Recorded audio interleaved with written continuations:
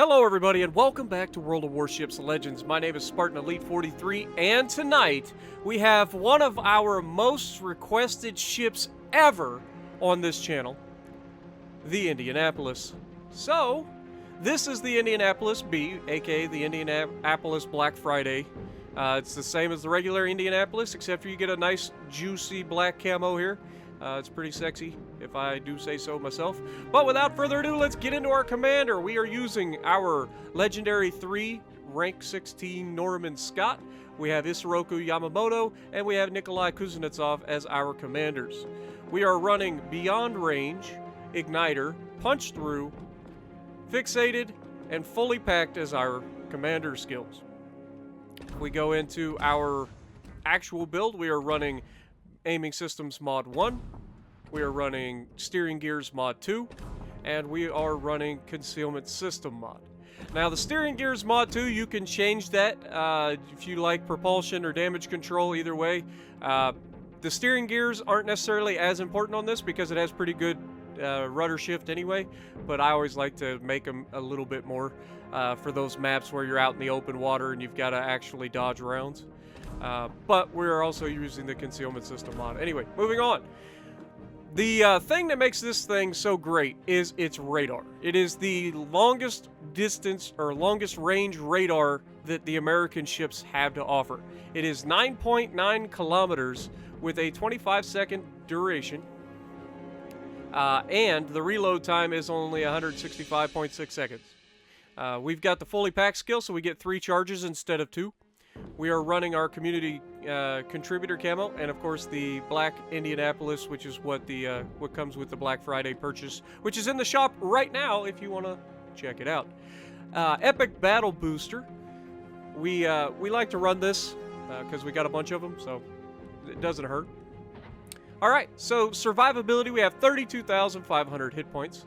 Decent armor overall, but it's not good enough for what you need to go up against the battleships that you're going to be facing. So keep that in mind. Do not go broadside, just like if you're in the New Orleans or the Baltimore. Just don't go broadside. Stick to bow in and use the American AP for what it's for. It is fantastic with this build. Artillery. We have 9 203 aka 8-inch guns, which are fantastic. 17.6 kilometer range with a 14.3 second reload. That's right there with the New Orleans. I think it might be slightly slower or maybe slightly faster than New Orleans. I can't remember. But it's right there in the wheelhouse of the New Orleans. Not quite as good as the Baltimore for obvious reasons. HE shell damage, or the 180 degree turn time's decent. It's 30 seconds. It's not amazing, but it's not horrible for 8-inch turrets. Anyway, maximum HE shell damage of 2,800 with a 17% chance to set fire, which is pretty good for an 8-inch gun. AP shell damage is 5,060, and we are going to make some good use of that in this upcoming gameplay. So hopefully you guys are ready for that. Secondaries, you've got 8 of them. They're 127 millimeters, so they are decent. They fire HE as well, so you've got another chance to set stuff on fire. Maneuverability is 33.5 knots. That's a little bit faster, I think, than the Baltimore and the New Orleans. I'm just going off of memory, guys, so please, if I'm wrong, make sure you post it down in the comments below. Turning circle of 620 meters, 7.3 second rudder shift, which is why I say it's not too bad. Of course, we do run the rudder shift consumable or steering gears equipment. Concealment isn't great, but it's doable. 10.6 kilometers in open air or open water, 6.7 by air, 2 guaranteed, and 7 in smoke. You get a little bit of a penalty because of your 8-inch guns when firing in smoke. All right, overview.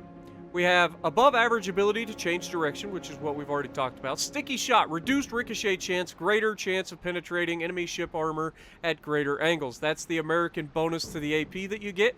The AP in this thing is fantastic, especially when you catch people broadside. Battleships, you can't sleep on it, just like you can't sleep on the Baltimore or the New Orleans, the Pensacola. If you are broadside in a battleship, in a cruiser, it doesn't matter, and they load AP, they can and will Citadel you if they know what they're doing. We will show this in this video.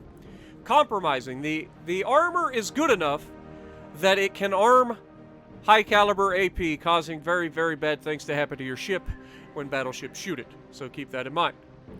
One of the last cruisers in the United States Navy that was subject to the Washington Naval Treaty, compared with her predecessors, the ship featured heavier armor, which remarkably improved her survivability. By the end of World War II, the cruiser's armament was reinforced, with numerous automatic AA guns. She entered service in 1932, and there were 2 of them in the series. So let's take a look at this good-looking ship. Now, one thing you will notice is that it's got this nice open area for where the planes and stuff are stored. But it's a good-looking ship, and I like the camo. I really do. The black really suits it, with some tasteful like contrast in there as well. I like it. It's a good-looking ship. So, with that being said, let's get to the gameplay. Alrighty, so we are going to be on Sleeping Giant, of course, and we are in a domination, of course, because surprise, surprise, surprise to no one, that's all we ever get, is the same 3 maps, and it's always domination. I really, really hope that they change the map rotation soon. Like, I have been seeing a few extra maps here and there, but they're still too far in between. We're getting Sleeping Giant, we're getting, what's the other one, God, the treasure one. I can't think of it.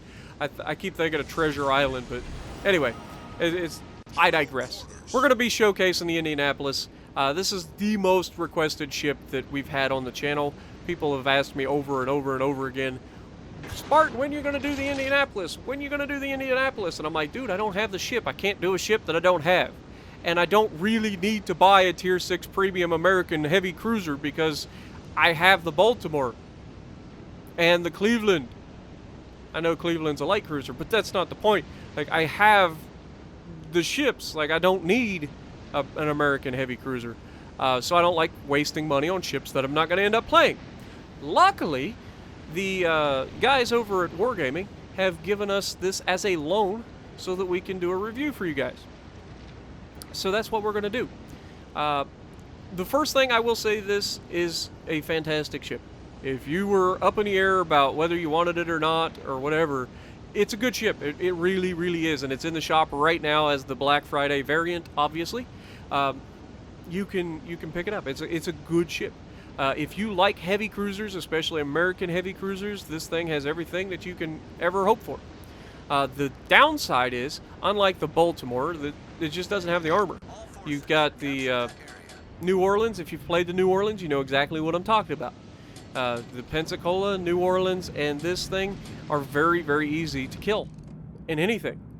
And with equilibrium of power out there, we're going to get to showcase its weakness to the American high explosive from low caliber guns like that Flint has over there. So initially we're going to go ahead and try the high explosive, and if you've ever been on the receiving end of an American high explosive heavy or an American heavy cruiser using high explosive, you know it hurts a lot.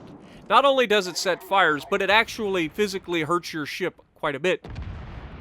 As you can see, we're getting 2 penetrations. We've already set a fire on the first salvo. Like, it's just a nasty amount. Now, I switched to AP here because I see the Flint and I'm ready to start shooting him. Unfortunately, Flint immediately smokes up. As soon as I select him as a target, he smokes up, which tells me he's using that perk that tells me how many people are shooting at me. So, yeah. So as soon as I looked at him, he smoked up, which is what he should do because I will murder his face. But I'm waiting because I was hoping he was going to reappear. He doesn't. Our destroyers that are on this side are going to suicide themselves because it's just what my destroyers on my team do. But as you can see, I'm getting some pretty good plunging fire into the deck of that Dunkirk, and we're getting some pretty effective hits. Now, I try to go ahead and shoot. I forgot exactly where he was, so I was trying to shoot at his firing position, and I still had the Dunkirk lit up, so I was still firing at the Dunkirk, which is annoying. That's my fault. Anyway, so right about now I start realizing that there's guys coming through the middle. They're going to potentially have shots at me through that little canyon, so I'm going to move up, use the island to cover me from that side just in case. I don't want to get detected and deleted, so that's what we're going to do. Now, we've got the armor piercing going at the Dunkirk again. Still hoping that freaking Flint gets spotted. But I'm starting to feel like, because there's a lack of destroyers getting spotted for the enemy team, that there's some in my neighborhood. And sure enough, there is. And we're going to move up into a position where we can assist our Benson that's right here next to me. Now, this Benson has absolutely zero 1v1 experience or anything. Like, I don't know if this is his first time playing a online multiplayer game, but dude has zero ability to survive. Like, there's no instinct, there's nothing for him. So while I'm already instinctually going, okay, there's probably a destroyer nearby, and I'm pushing up to try to help him, now you can see that the destroyer Nevny gets spotted. Our Benson rolls out in front of him, drops torps, completely screws the pooch on the torp drop, and then just starts reversing. Instead of powering out and getting out of the way, he starts reversing. Like, that's going to be the play to end all plays. Now, my first salvo was less than ideal. We only get 2 hits. We do set a fire on him. The Benson is shooting him, which is good. It showcases that he isn't completely inept, but he's just going to take torpedoes because he's sailing in reverse. He's just reversing. And so he gets obliterated by the torpedoes, and we lose one of our destroyers. Our other destroyer on this side is a Hatsuharu, and he is all the way in the back of the map, sending torpedoes at the battleships, which is fine. But the moment that you realize that you have a cruiser hunting you, you need to turn around and GTFO. If you don't know what that means, look it up. And this Flint is straight up gunning for our destroyer. Now, our destroyer, to his credit, appears to be trying to run away, but then for some reason, he turns back towards the guy to try to launch torpedoes.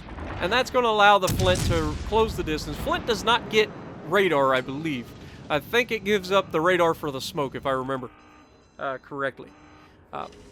But the Flint is still in Atlanta, for God's sakes. You cannot compete with those guns, man. It will obliterate you in a destroyer. I don't care what destroyer you're in. The Atlanta, the Flint can melt your health so fast that you have absolutely no chance of survival 1v1ing a Flint. Especially in open waters, and especially a full health Flint. And so, surprise, surprise, surprise to no one, Hatsuharu goes down. First 2 people on both teams dead are 2 destroyers. Go figure. Now, we're getting shot from the Queen Elizabeth and the Colorado on my right, so we get to see just what our armor piercing can do to broadside battleships. And I'll be real honest, it's pretty good. The armor piercing in this thing is fantastic. I'm fairly confident it's actually better than the New Orleans armor piercing. I don't know if this thing gets super heavy armor piercing, or if I was just up against really bad battleships and catching them at bad angles.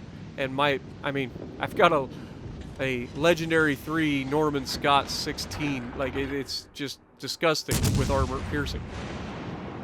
So, as you can see, we're starting to move up, trying to island hop here, get into positions where we can affect more people.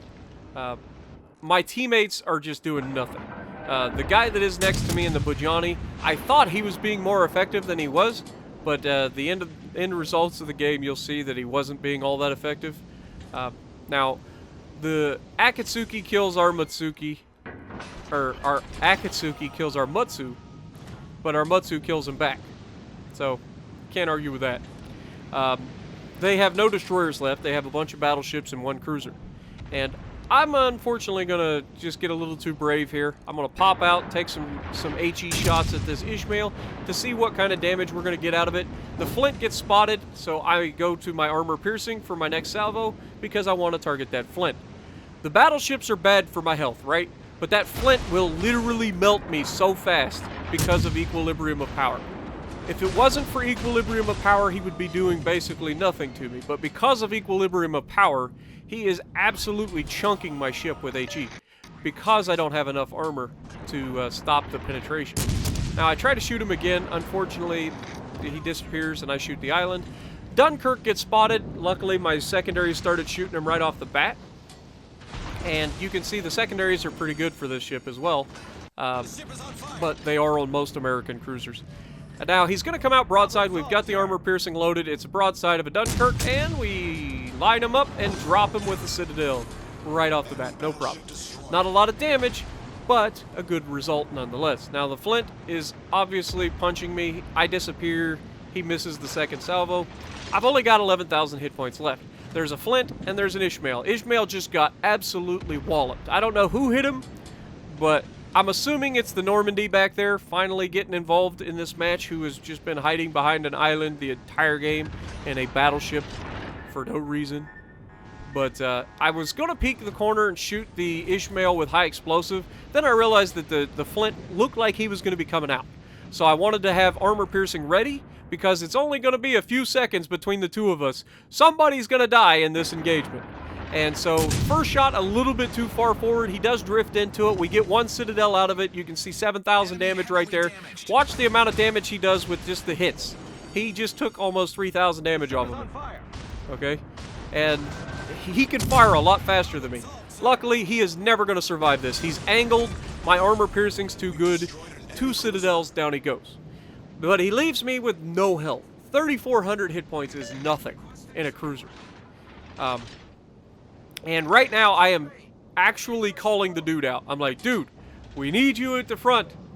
Good God, grow a pair and get in this match. And so that's why I pinged him on the map. Now, clearly, I'm not in chat, but that was the thing. I was pinging him. I'm like, you specifically, I need help. Move forward. I need him to engage the Ishmael. I can't go head-to-head with the Ishmael because I only have 3,400 hit points. He doesn't need to Citadel me to kill me. He will just kill me. So I need him to engage directly so that the Ishmael and him are distracted. And that'll allow me to sneak up beside him. And everybody who has ever caught a Russian battleship broadside with good armor piercing knows exactly how this is going to end. We currently have 4 Citadels, and we're going to see if we can't get a couple more. Now, I initially thought he was going to just push straight past the island, so I was going to wait for him here. I go ahead, I pop my radar, which was the dumbest thing I could do. The guy is in range for my sonar. Could have used the sonar to spot the guy. That was a misplay. That misplay is potentially going to cost me the game, because we're losing currently. And because I burned my radar there when I didn't need it, that is going to actually cost me later on, and you'll see in a moment. This game's coming down to the final moments here. Now, Normandy gets another good shot into Ishmael, and we pull out. Ishmael's not ready. We catch him broadside, and we Citadel him into oblivion. Getting a very good 3 Citadel shot, just obliterating him. Showcasing once again that these armor-piercing rounds are not to be trifled with. Battleships, cruisers, if you guys go broadside, or over-angle for that matter, because they get the improved penetration angles. Battleships not so much, because you've got enough armor that the improved angles don't really bother you. But for sure, the cruisers that are out there, if you over-angle against an American heavy cruiser who fires armor piercing, you will be Citadeled very quickly. And it hurts a lot. So you don't want to take that chance. Now here, I'm going to make 2 mistakes. 1, we already burned our radar. And 2, we have put ourselves too far away from this island. So I requested intelligence because I want to be able to, A, sit in this base and capture it, but B, be able to provide fire support over this island and into the enemies that eventually get spotted. I try to, just ghost shot it, just hoping that I hit something to reset the base because nobody else is doing anything to try. And so they get the base captured anyway. They're already winning the match. So any hope that we had of winning on points is out the window. We need to kill these 2. And so finally we get some spotting and we start our engagement. And of course what happens? We get spotted by a plane because as soon as they got lit up, they put up their plane to find us. And of course they launch. I was hoping I was close enough to the island. Clearly I was not. The Queen Elizabeth finds its mark. We tried to reverse to hopefully make them miss, but wasn't meant to be. And of course you can see Normandy in the back with all of his hit points just being the most useless that he can be. And again, I know he got some damage. It's not like he didn't do anything, but it's close enough to nothing. Especially when this match could have been won if they had just done something. But of course we lose the Bajani as well. Me and the Bajani were at the front of the match the entire time, fighting everything, so it's no surprise that both the cruisers go down. The battleships, however, the Normandy comes into a position. He decides he wants to shoot at the Colorado, and then like take forever to decide to shoot at the Queen Elizabeth, who is giving him a much better angle to shoot at. Could have potentially citadeled this Queen Elizabeth if he had taken the shot early. Queen starts turning in, and so this shot's going to be relatively ineffective. And because of the way he's but because of the direction he's traveling, he just immediately takes himself out of the game from there. The Gneisenau now backs out, launches torps, and hopes for the best. Again, not playing for anything on the team. Like there's no, they're not playing to win at all. They're just trying. Maybe if I hit something, I won't feel so bad about the result of this match. No, you guys literally hit in the back the entire time. It did nothing. The Gneisenau got shot, so that's a thing. But I don't think he actually got any damage this match, and neither did the Normandy, really. But we end up with 4 kills. We got 7 citadels, showcasing the good armor piercing on this thing. 4 fires set. Not a lot of damage in this one, but we did pretty well. We took a lot of hits from the enemy. This ship is not very good in close quarters because of the lack of armor, but it is what it is. It would be preferable more out in the ocean because you have better maneuverability and you're less likely to take hits. But up close and personal, we did all right. We got some good ambushes on people and just absolutely murdered them. And this match is over. The enemy manages to pull it off. Surprise, surprise. But, you know, we did everything we could. And sometimes that's all you can do. But 74,000 damage, 1,600 base XP, not too shabby. And you earn quite a bit of money with this thing. So if you like what I'm doing, punch the like button, leave a comment below, subscribe to the channel if you haven't already, and as always, I will see you in the next video.